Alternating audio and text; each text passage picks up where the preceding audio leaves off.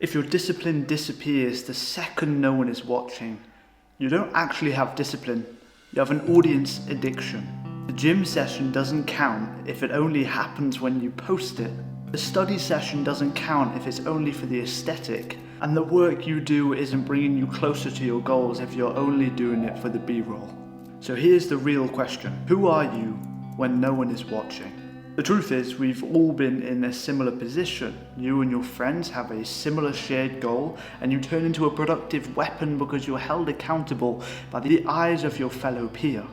But when you lead alone and you sit down to try and do the work you set yourself, and no one is there, no one's around you, you're simply by yourself, you struggle with procrastination, you can't do the work you say you're going to do, and you're simply unproductive.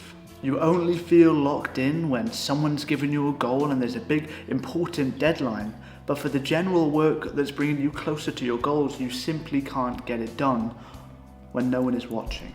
You're only focused for the moments you're posting about it, and your discipline is heavily tied to the validation you get from external sources rather than internal. And that's not self-discipline, that's a performance. The difficulty is this is a psychological trap. You feel great with external validation. People reinforce who you want to be. It makes your self-image boost.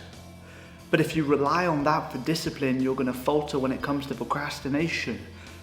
When you're alone, when no one is singing your praises, no one's holding you accountable, no one's doing the work with you, lightening the mood or helping you even start, and you're not getting the dopamine from people singing your praises. And when people stop, when the validation stops because no one is watching, your fragile identity built on the perception of others cracks, and you slip back to the old version of yourself, the self that procrastinates. The shift you need to make is one of the operator. You need to be able to put in silent reps and take pride in it. There's nothing better than working in utter silence, not speaking on your goals, your projects, your aspirations or ambitions, and leaving it until you achieve it as to when people find out. If you go ghost per se, you don't speak on anything you're doing for months and months at a time, and you come out the other end with the success that you dreamed of, the goals completed, that is the best way possible. You're building proof internally. You're proving only to yourself and receiving internal validation, which is going to build a strong identity of you being productive, disciplined, and driven to do the work, because no one is singing your praises, no one's giving you the validation except you. You're trusting yourself, you're believing in yourself, and you're actually on track to achieve your goals because your identity is strong as can be, because it's coming from you alone. But this will be lonely. This phase is lonely.